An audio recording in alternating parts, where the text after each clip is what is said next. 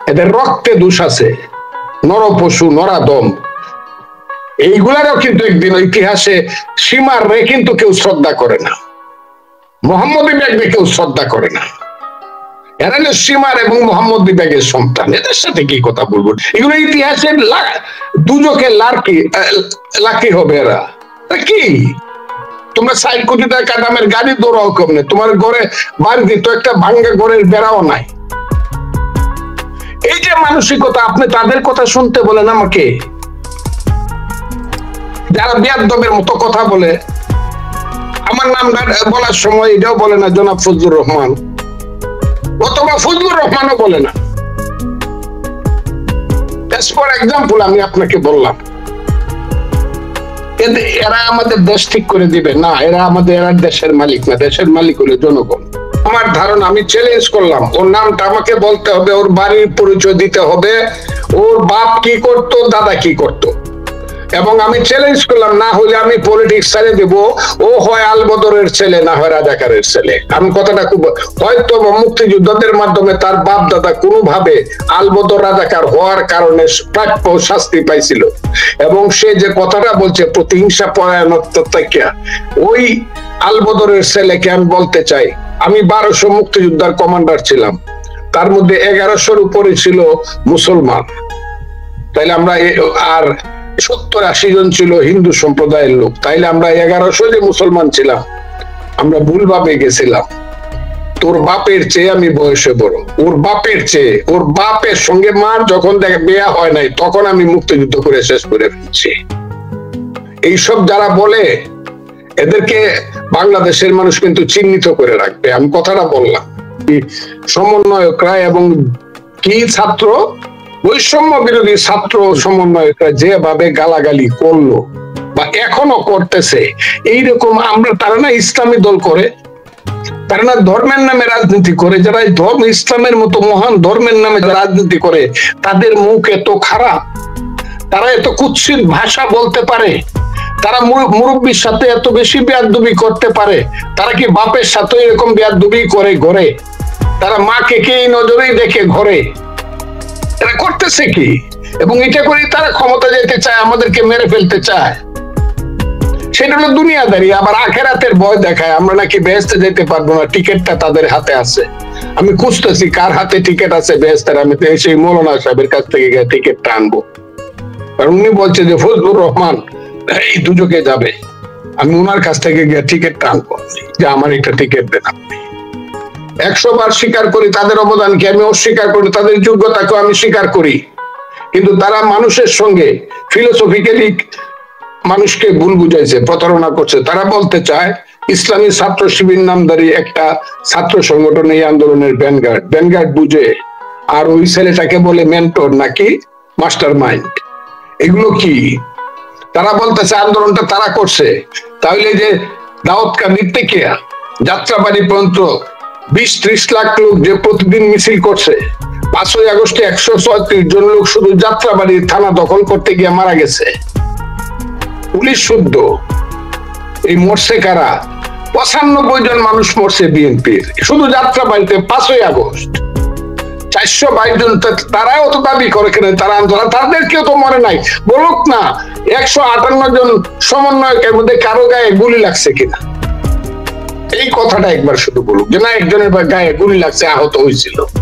Arrest হয়েছে 6 জন, আমরা দেখছি, তাদেরকে আমরাই ছুটাই আনছি, সরকারের হাত থেকে জনগণই ছুটাই আনছে।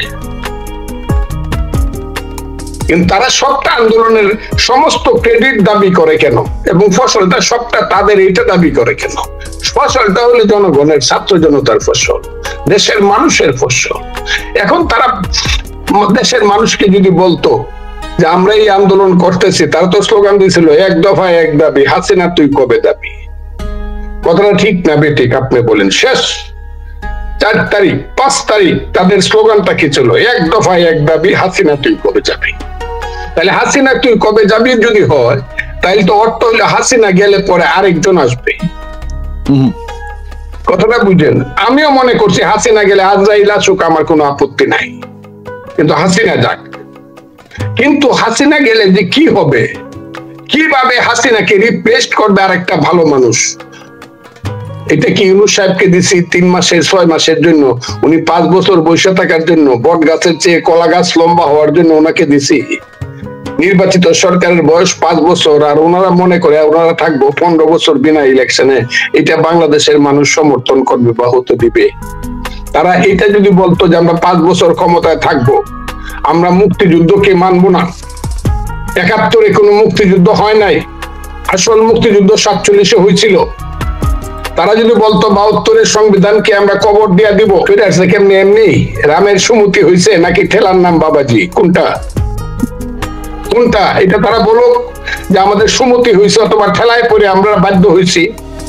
শুধু ওই ছেলেটি তো বলে নাই, আরেকজনে বলছে, এই যে ভদ্র মহিলা, তার নাম হইল রেজওয়ানা হাসান, উনি কিন্তু কালকে রাত্রে বলছেন না না আমরা তো মুক্তিযুদ্ধর ওইভাবে আমরা কোনো বিরোধিতা করি না। আমি তাকে বলছি এই কথাটা আপনি বললেন না, আপনাকে একদিন বলছি আমি এটা শেষ করতে চাই, আরেকদিন বললে কিন্তু আরেকদিন বলবো যে আপনার বাপ কিন্তু মুক্তিযুদ্ধের বিরোধী ছিল, কাজে আপনি ওই বিরোধী পরিবারের মেয়ে হইয়া মুক্তিযুদ্ধ নিয়ে কোনো আলাপ করেন না। তারা যে এটা কি এখন খেলায় করে বলতেছে কিনা, নাকি অবশেষে অরিন্দম কহিলা বিষাদে মধুসূদনের ভাষায়, কোনটার জন্য বলতেছে?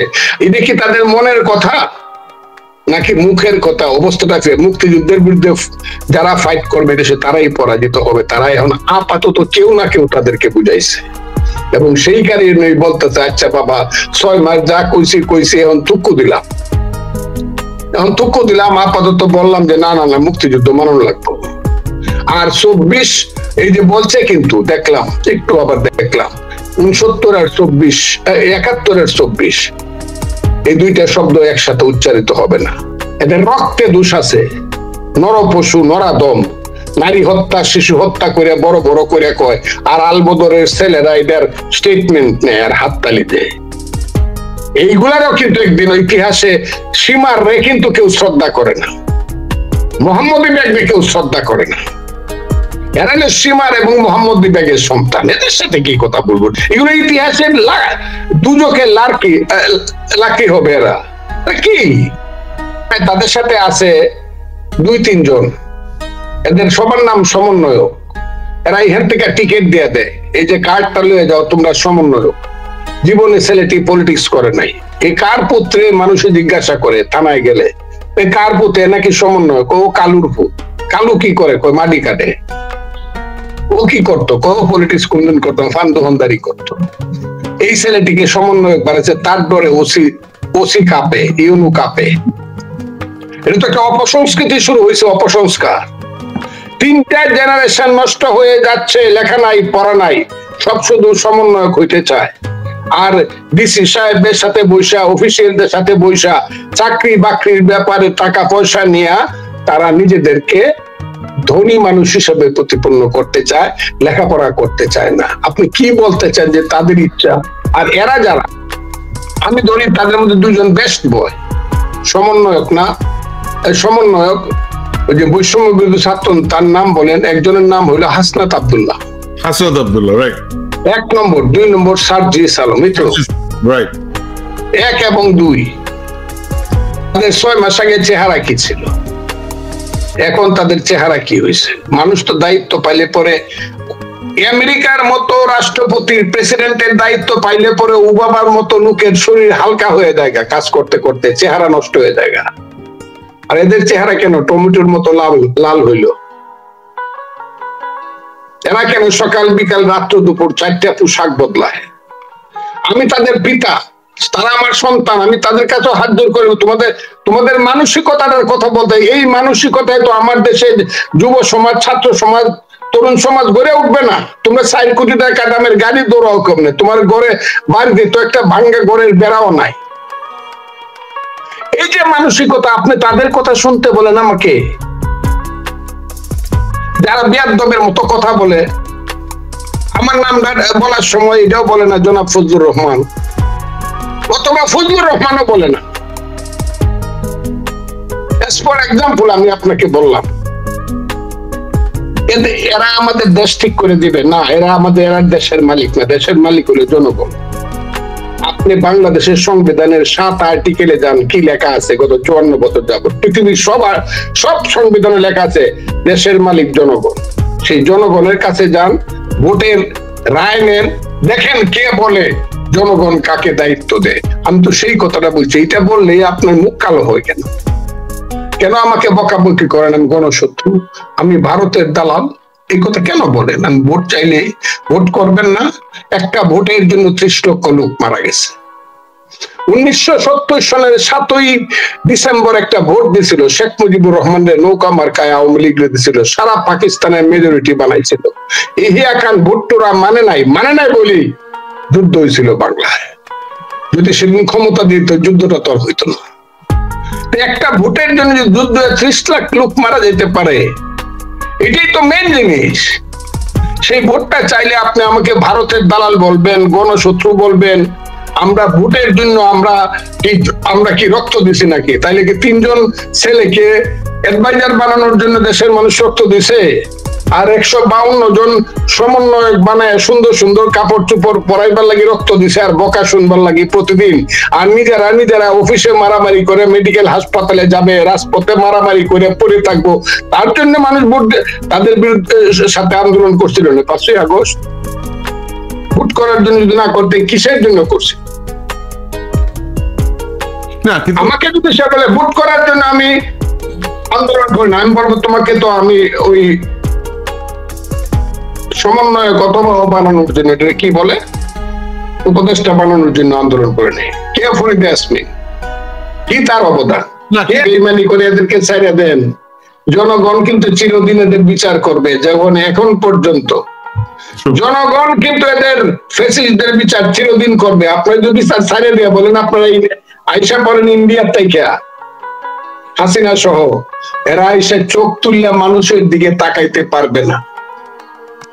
শেখ হাসিনা সাথীরা বাইচা গেল জনগণের কাছে, কিন্তু তাদের ওই যে বুক ফুলায় কোনোদিন বলতে পারছ না, এই আমার সিনোস, আমার নাম কিন্তু সালমান রহমান, জীবনে কোনোদিন বলতে পারে আমার নাম কিন্তু আনিসুল হক, আমার নাম কিন্তু উবায়দুল কাদের, এই কথাটা জীবনে কোনোদিন বলতে পারবে না। আমি আপনাকে বলে দিলাম। এবং যাদের ছেলে আছে, এই যে স্বরাষ্ট্রমন্ত্রী ছিল, নামটা কি, নামটা এখন মনে থাকে না, কি নামটা, এই যে হাসিনার স্বরাষ্ট্রমন্ত্রী মনে আছে? ওর ছেলে কোনোদিন বলতে পারবে না এই আমার সিনোস, আমি কিন্তু ওই স্বরাষ্ট্রমন্ত্রীর ছেলে ছিলাম, মানুষের থু দিলাম তোরে। আপনি কি আমার কথাটা বুঝতে পারছেন? হাসিনার মন্ত্রিসভার যারা মন্ত্রী ছিল, হাসিনার পার্লামেন্টের যারা এমপি ছিল, কেউ কোনোদিন বুক ফুলাইয়া বলতে পারবে না আমার সিনোস, আমি 18 সনে এমপি ছিলাম। মানুষকে চিনি তোরে, তুই দিনের ভোট রাইতে মারছিলি, তুই নিশি রাইতের এমপি আসলে। আর তার ছেলেরে দেখায় বলবো ওরে চিনো না, ওই যে ওর বাপ কিন্তু নিশি রাইতের এমপি আসছিল। জনগণের বিচার, ইতিহাসের বিচার কিন্তু থেকেই যাবে। ওই বিচারটা সবচেয়ে কঠিন বিচার। 2014 সনে আমার আওয়ামী লীগ সম্পর্কে একটা বক্তব্য ছিল, আপনি যদি দেখে থাকেন। আওয়ামী লীগ একটি অভিশপ্ত রাজনৈতিক দল। জি, দেখছেন বোধহয় কোনোদিন? আওয়ামী লীগ একটি অভিশপ্ত রাজনৈতিক দল। জি, এখন আমার বলতে ইচ্ছা করে বাংলাদেশ একটি অভিশপ্ত দেশ। এই দেশে বাঁচতে ইচ্ছা করে না। বাঁচতে কতদিন আমরা এই সংগ্রাম আন্দোলন করব, আর বাঁচতে ইচ্ছা করে না। তারপরে একটা আশায় বেঁচে থাকি, দেখা যাক জনগণ যদি সঠিক নেতৃত্ব নিয়ে আসতে পারে। একজন পুলিশ, আমি নাম বলবো না, কিছুই বলবো না, সে আমার ধরে খুব কানলো, স্যার আপনার বক্তৃতা আমি শুনি, আপনার বক্তৃতা শুনে আল্লাহর কাছে দোয়া করি আপনি বাইচা, আপনি আমার কথাটা শুনেন, কিন্তু স্যার আপনাকে যতবার দেখি ততবারই আমার হৃদয় ফাটিয়ে কান্না আসে। কেন ভাই, আমার দেখলে তোমার হৃদয় ফাটিয়ে কান্না আসে কেন? বললো আমি তো আর মানুষ না। কেন? বললো আমার একটা আপন ভাই আছে, সে ASI ছিল, অ্যাসিস্ট্যান্ট সাব ইন্সপেক্টর। স্যার আপনাকে কি বলবো, আমার ভাইটাকে বিনা কারণে স্ট্রেট গুলি করে মেরে ফেললো। সে কিন্তু রাইফেল হাতে ছিল, ইচ্ছা করলে গুলি করতে, সে কিন্তু গুলি করে নাই, কিন্তু আমার ভাইটাকে গুলি করে মেরে ফেললো। কারা মারলো স্যার আমি ডরাই কইব না, এখন আর কইব না। কিন্তু আপনারা তো স্যার সবার বিচার চান। পুলিশ কি মানুষ না? তার কি মায় কান্দে না? আমার মা বাবা তো চিরদিন কানবে। আপনি কথাটা খুব বোঝার চেষ্টা করেন। আপনি যে পুলিশকে ঠিক করতে বলতেছেন, পুলিশেরও তো মা বাপ আছে কিনা? একজন লোকে কি কোনোদিন বলছে পুলিশ যতই অন্যায় অপরাধ করে থাকুক, নিরপরাধ ভাবে যদি কোনো পুলিশ নিহত হয়ে থাকে, সেটার ব্যাপারটা তার মা বাপরে আমরা দেখবো বিচার না করলো? আপনি আমার কথাটা কি বুঝতে পারছেন? বুঝছি। তাইলে এদেরকে কেমনে আপনি ঠিক করবেন? যার মনে এক কথা, আমরা তো মানুষ না, আমরা তো হলাম পুলিশ, আমাদেরকে হত্যা করলে তো কোনো বিচার হবে না। জিনিসটা এই জায়গাতে চলে গেছে, পুলিশের মোরালিটিটা ওই জায়গায় চলে গেছে।